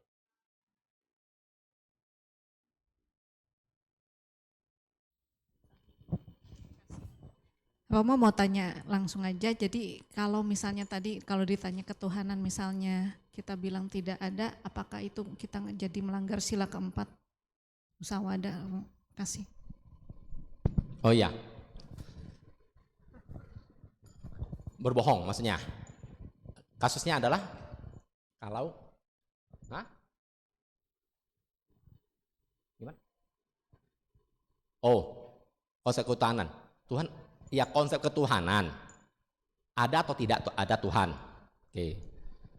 Kapan ada waktu kita bahas itu? 2 jam. Gini loh, kita harus memahami dulu Tuhan itu apa.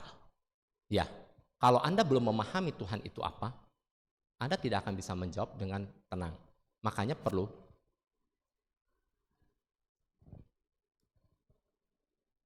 dalam pikiran ada atau tidak? Oke, sebenarnya Tuhan ada atau tidak? Paham kan maksudnya? Ada atau tidak? Anda saja belum memiliki pandangan benar. Memahami tentang konsep ketuhanan, kalau tidak dipahami dengan benar, problem. Tuhan ada atau tidak? Pertanyaannya penting. Kita harus bahas itu dalam konsep seperti apa Tuhan ini. Kalau Anda mengacu kepada ajaran Buddha, maka Tuhan tidak pernah dibahas dalam kitab suci apapun. Tapi sama seperti misalnya udara, ada atau tidak? Ada atau tidak udara ini? Ada atau tidak? Dari mana tahu ada? Ada nggak? Bayangkan, kita mau bahas Tuhan, saya tanya hal simple, udara ini ada nggak? Ada. Anda tahu dari mana? Dari buku kan? Betul? Dewa ada nggak? Mana? Tanpa pemahaman yang benar, maka kita seperti burung beo tadi. Menjawab ada dan tiada, hanya masalah ya, selamat pagi. Kita harus bisa bedakan 2 konteks. Konteks kita berbangsa dan bernegara, jawaban tadi harus ada. Oke, clear. Kalau kita mau pembahasan lebih detail tentang Tuhan, kita harus bahas teorinya. Dari mana? Ya, dari Mahayana, dari Theravada, dari mana? Mahayana kita bahas Trikaya, 3 tubuh, ya kan? Dhammakaya, Sambhogakaya, satu lagi tubuh perwujudan, 3. Tubuh perwujudan, tubuh cahaya, dan tubuh dharma. Kita bahas itu dulu. Tapi pada akhirnya Buddha katakan apa? Ehipassiko. Anda harus buktikan sendiri. Bagi ilmuwan yang sudah tahu komposisi udara ini adanya apa, mereka meyakini dengan pengetahuan, dengan keyakinan, dengan kebijaksanaan. Mereka katakan ada. Kenapa kamu ada? Karena ini. Ya. Sama dengan dewa ada nggak? Oh ada. Kenapa? Karena saya tahu alamnya ini. Nah, itu yang sebetulnya kemarin saya sempat mau bahas juga, katanya udah dibahas tentang 3 permata, 3 perlindungan. Bagaimana kita meyakini berlindung pada Buddha, Dharma, dan Sangha? Anda akan bacakan, Buddhang saranang gacchami, Dhammang saranang gacchami, Sanghang saranang gacchami. Buddha itu mana? Kenapa Anda berlindung pada Buddha? Buddha itu siapa? Buddha patung. Ya, ketika Ajahn Chah, ada seorang prajurit ketemu dengan Ajahn Chah. Terus dia tanya, Ajahn, ya tolong dong kasih patung kayak amulet, kayak kasih jimat kayak supaya saya perang itu nggak kena peluru. Iya. Ajahn bilang, oke, saya kasih kamu, tenang aja. Oh, prajuritnya senang. Pas mau pulang, Ajahn, mana jimatnya? Oke, itu bawa aja patung Buddha yang besar. Kemana-mana kamu bawa, pas lagi perang orang tembak-tembakan taruh patung di depan kamu. Pasti aman, dia bilang. Kebayang maksud Acan? Iya. Kalau kita belum memahami itu, maka kita akan terjebak ke dalam ada tidak ada. Sampai murid-murid Buddha sudah tahu alam dewa itu ada. Mereka buktikan, mereka katakan, ada nggak alam dewa? Ada. Kenapa? Karena saya sudah melihat sendiri. Ehipassiko. Sama seperti Anda, Tuhan itu apa? Bagi mereka yang masih pada tataran perdebatan, maka Tuhan itu hanya teori. Oke? Ketuhanan, konsep ketuhanan itu teori. Tetapi pada mereka yang sudah mencapai sebuah kondisi yang lebih dalam lagi, mereka akan bisa menjelaskan dan sangat sulit dijelaskan juga. Rasa durian, pernah makan durian? Pernah, coba jelaskan, saya belum pernah makan durian misalnya. Jelaskan rasa durian, bisa? Nggak bisa. Nah, ketuhanan ini dibahas, banyak manusia membahas sesuatu dari nalar atau pikiran manusianya. Sehingga kita berdebat ada dan tiada. Tapi kalau kita betul-betul mau mendalami, harus dengan batin, dan Anda harus latihan, meditasi, dan seterusnya. Ya. Tapi yang kita bahas adalah nalar tentang bagaimana kita hidup di Indonesia, Pancasila, ketuhanan yang Maha Esa, sudah mengatur itu. Jadi jawaban kita, samakan. Ya, Anda mau bahas Tuhan ada atau tiada, nanti kita bahas lebih lanjut. Dari konsep mana? Saya bisa jelaskan panjang lebar, ada materinya juga. Tetapi setelah itu pun masih diperdebatkan sampai hari ini. Paham ya maksudnya ya? Jadi apakah Anda berbohong? Menurut saya tidak. Kenapa? Karena Anda belum tahu. Sama seperti udara ini ada atau tidak? Nggak ada. Ada. Sulit. Apakah Anda katakan Anda? Ada. Semua tergantung pada pengetahuan Anda. Tapi untuk berbangsa dan bernegara, clear. Jangan berdebat ada dan tiada. Konteks tadi kita adalah untuk berbangsa dan bernegara supaya tidak lagi terjadi kerancuan di masyarakat, maka umat Buddha saya sarankan kalau ada yang katakan umat Buddha ada Tuhan, ada. Nanti kalau tidak, kita problem. Paham ya? Karena kita hidup di negara Pancasila. Berketuhanan yang Maha Esa dan kita sudah sepakat. Paham? Tentang Tuhan ada atau tiada. Ada dan tidak ada. Kosong adalah isi, isi adalah kosong. Nanti kita bahas tentang Zen, Chan, lebih detail. Ya. Handphone ini ada nggak? Handphone ini ada nggak? Mana? Anda nggak melihat kan? Handphone ini ada? Ada. Sekarang handphone ini ada nggak? Bingung kan? Seringkali karena kita tidak bisa melihat, kita katakan tidak ada. Ada dan tiada itu hanya faktor-faktor persepsi, faktor-faktor illusion. Ya, ilusi dan persepsi. Nanti next kita bahas ya. Tapi intinya jangan khawatir. Ketika kita bicara ada nggak ada, titik. Jangan ragu. Oke? Nah, setelah itu, benar-benar ada nggak? Kita pelajari lebih lanjut di pembahasan berikutnya. Setuju ya? Nanti ikut kalau ketuhanan dalam agama Buddha ikut tuh materinya. Nah, kita bahas detail. Clear ya? Menjawab nggak pertanyaan? Di mukanya masih kayaknya ngambang.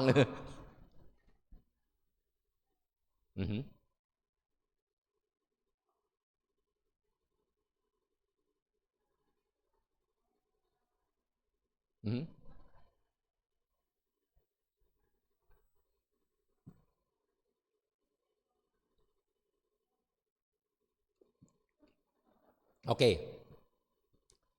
Dalam konteks berdebat, oke, bagus pertanyaannya. Saya pernah berdebat 6 jam di dalam forum tentang ketuhanan. Saya mewakili Buddhis, 6 jam Bapak Ibu teman-teman. Ya, saya jelasin tentang ini, keluarin semua. Hasilnya adalah mereka tetap tidak bisa menerima ketuhanan dalam agama Buddha. Betul. Kalau saya sarankan, kalau Anda mampu berdebat, silakan. Clear? Saya bilang kalau teman-teman yang tidak mau berdebat panjang lebar, jawabannya simple. Tapi kalau Anda mampu, silahkan. Saya lakukan 6 jam. Sip. Nah, Anda sudah belajar tentang ketuhanan dalam agama Buddha. Kalau ingin mempertahankan itu dengan konteks perdebatan atau konteks diskusi dengan agama lain, silahkan. Monggo. Ya, nggak dilarang. Oke. Tapi bagi teman-teman lain yang simple, sederhana, ketika kita berhadapan dengan orang yang kita nggak mau berdebat, saya cuma katakan itu saja. Saya ajarkan jawaban-jawaban sederhana. Thank you. Pertanyaannya mengingatkan kepada teman-teman lain. Kalau Anda mau belajar lebih lanjut, ayo kita diskusi, kita belajar ada materinya. Siapa namanya? Henny. Nah, kita kasih applause buat Henny. Ya. Pertanyaannya bagus, ya. Tapi kalau Anda tidak mampu, sekali lagi, kalau Anda tidak mampu berdebat dan menjelaskan tentang konsep Tuhan dalam agama Buddha, maka kita seringkali banyak diserang karena konteksnya mereka berbeda jauh dengan konsep Tuhan dalam agama Buddha. Saya serius 6 jam berdebat, bukan berdebat lah, berdiskusi, dan ditanyain A sampai Z tentang Tuhan dalam agama Buddha. Dijelaskan panjang lebar. Tapi pada akhirnya mereka tetap kekeh dengan mereka punya pandangan gitu. Tetap agama, berarti Tuhannya nggak jelas gitu. Kesimpulannya begitu. Ya, oke?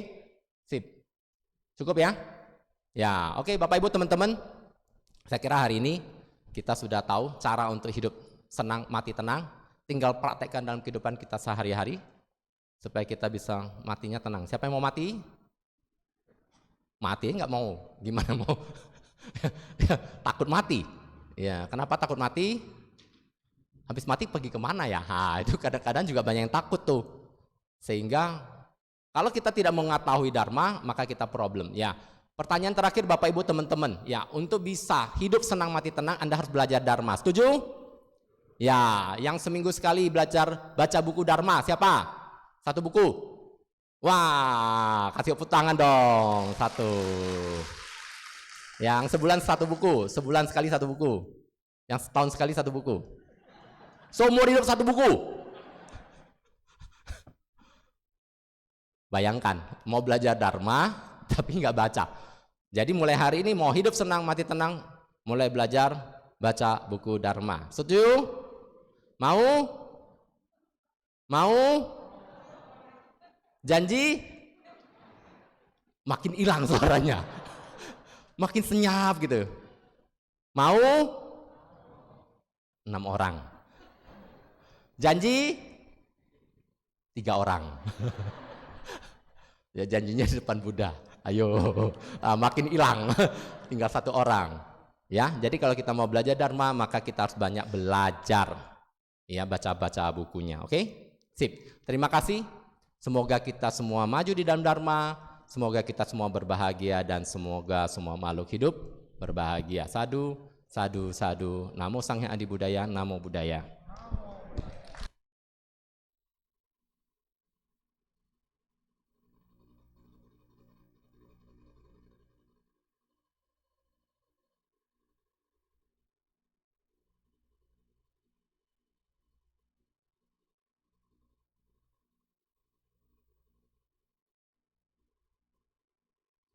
Terima kasih kepada Romo Upasaka Pandita Aganando Kolim atas sharing dhamma yang telah diberikan. Semoga bermanfaat bagi kita semua. Sadu. Kini marilah kita melakukan kebajikan dengan berdana untuk kepentingan Dharma seraya menyanyikan lagu Dana Paramita. Umat bisa menyalurkan dana melalui scan code kris atau ke kantong dana yang disediakan.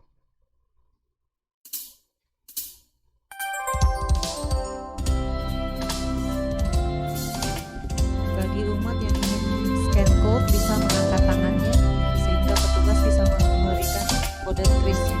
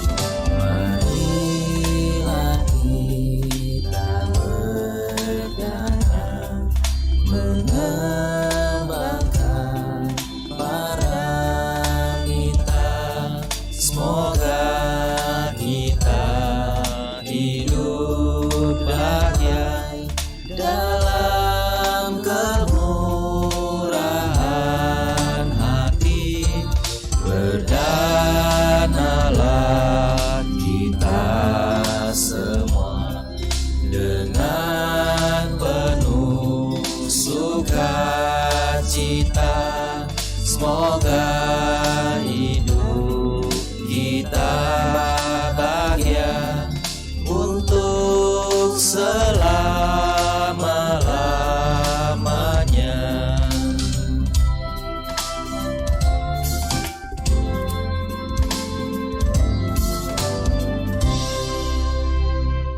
Terima kasih atas dana yang telah diberikan. Semoga bermanfaat bagi perkembangan Buddha, Dhamma, dan Sangha.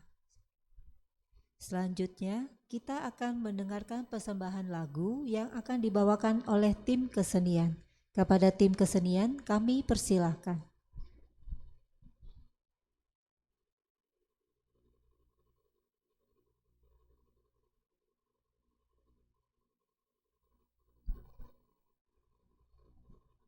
Cek. Selamat pagi semuanya, nama Sangyang Adi Budaya, Namo Buddhaya. Perkenalkan, sebelumnya nama saya Meta, saya dari perwakilan tim kesenian. Hari ini akan membawakan sebuah lagu yang berjudul Hari Ini. Buat yang tahu lagunya boleh nyanyi bareng ya.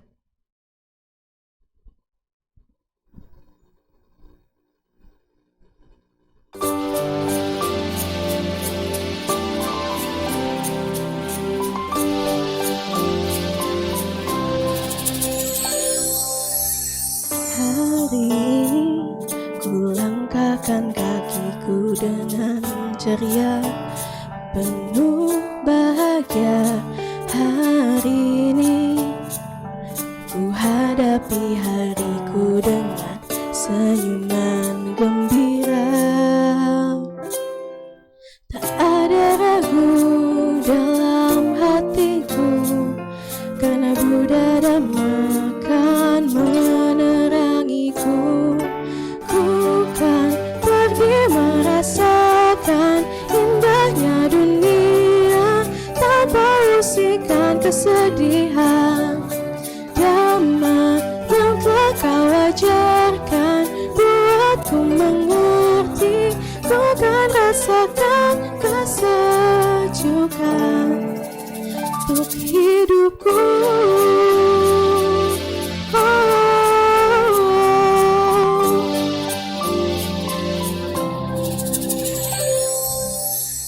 Hari ini ku langkahkan kakiku dengan ceria, penuh bahagia.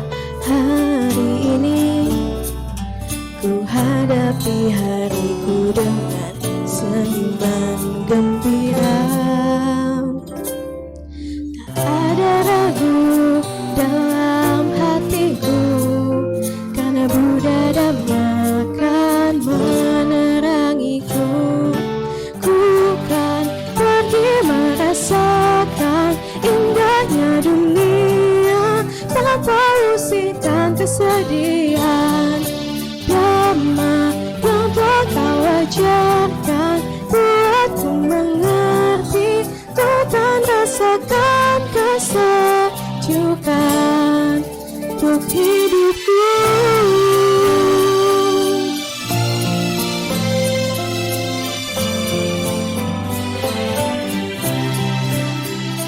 Aku hadapi segala persoalan hidupku, karena ku tahu pasti ku kan dapatkan yang terbaik. Ku kan pergi merasakan indahnya dunia tanpa usikan kesedihan. Dhamma yang telah kau ajarkan buatku mengerti, ku kan rasakan kesejukan.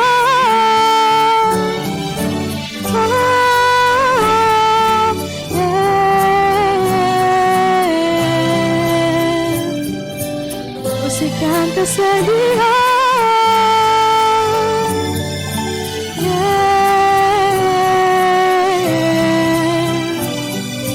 Salam kesejukan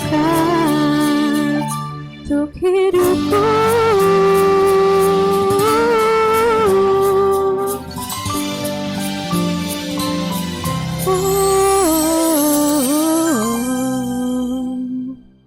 kasih. Terima kasih kepada tim kesenian. Kini kita akan mendengarkan sedikit pengumuman. Untuk pengumuman minggu ini, yang pertama, mari membawa celengan kebajikan yang sudah terisi dan bersama kita menuangkan koin-koin cinta kasih pada tanggal 2 Juli 2023 pukul 9 sampai 12.30 siang di booth celengan kebajikan lantai dasar Wihara Ekayana Serpong. Yang kedua, Ekayana peduli mengundang sahabat sedharma untuk menghadiri acara sosialisasi relawan Ekayana Peduli pada tanggal 9 Juli pukul 1 sampai 2.30 di ruang isi Patana lantai 5 Wihara Ekayana Serpong. Selanjutnya, bagi umat yang telah berhasil donor darah di bulan Mei tahun 2023, bisa langsung mengambil kartu donor di meja front desk lantai dasar Wihara Ekayana Serpong pada hari Minggu pukul 10 sampai 12 siang. Selanjutnya, telah ditemukan sebuah dokumen STNK atas nama Chang Xie dengan nomor polisi B1358 NRQ. Bagi yang kehilangan bisa menghubungin front desk Ibu Mega. Terima kasih.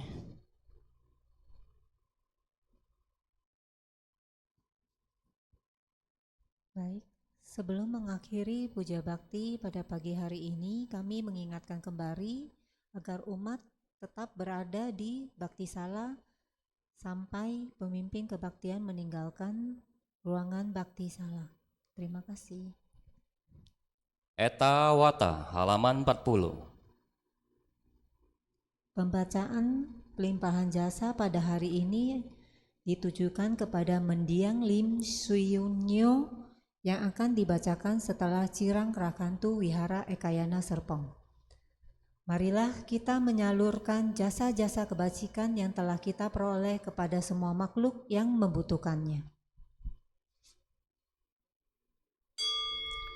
Eta wata ceam hehi sambatang punya sampadang sabe dewa anumodantu sabah sampati sidia. Eta wata ceam hehi sambatang punya sampadang sabe buta anumodantu sabah sampati sidia. Eta wata ceam hehi sambatang punya sampadang sabe satta anumodantu sabah sampati sidia. Akasata cebu mata dewa naga maidika punyantang anumoditwa cirang ranghantu kasati. Akasata cebu mata dewa naga maidika punyantang anumoditwa cirang rangkantu Indonesia. Idang wonyatinang hotu sukita hontunya tayo Idang wonya tinang hotu sukita hontunya tayo. Idang wonya tinang hotu sukita hontunya tayo. Dewa wasatu kalena sasa sampati hotu ce. Pito bawatu loko ce raja bawatu damiko. Akasata cebu mata dewa naga maidika. Punyantang anu moditwa cirang rangkantu. Wihara ekayana serpong. Akasata cebu mata dewa naga maidika. Punyantang anu moditwa cirang rangkantu. Mendiang lim sionyo. Akasata cebu mata dewa naga mahidika. Punyantang anu moditwa cirang rangkantu sasanang. Akasata cebu mata dewa naga maidika. Punyantang anu moditwa cirang rangkantu desanang. Akasata cebu mata dewa naga maidika. Punyantang anu moditwa cirang rangkantu no guru. Akasata cebu mata dewa naga maidika.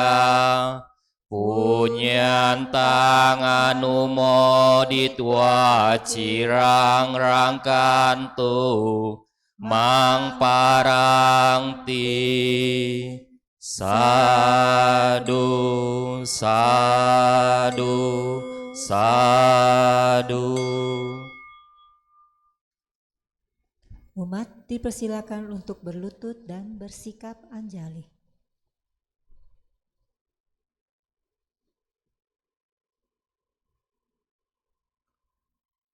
Nama Karagata, halaman 9. Syair penghormatan. Bagawa yang maha suci telah mencapai penerangan sempurna. Dharma telah dibabarkan dengan sempurna oleh Bagawa. Sangga siswa Bagawa berperilaku baik. Di hadapan Buddha, Dharma, dan Sangga, aku bersujud. Arang sama sambudo Bagawa. Udang Bagawantang Abiwademi. Namo Buddhaya. Swakato Bhagavata Dhammo Dhammang namasami. Namo Dhammaya. Supatipano Bhagavato Sawaka Sanggo. Sanggang namami. Namo Sanggaya. Sabe sata bawantu sukitata, semoga semua makhluk hidup berbahagia. Sadu, sadu, sadu. Puja bakti selesai. Namo Sang Hyang Adi Budaya, Namo Buddhaya.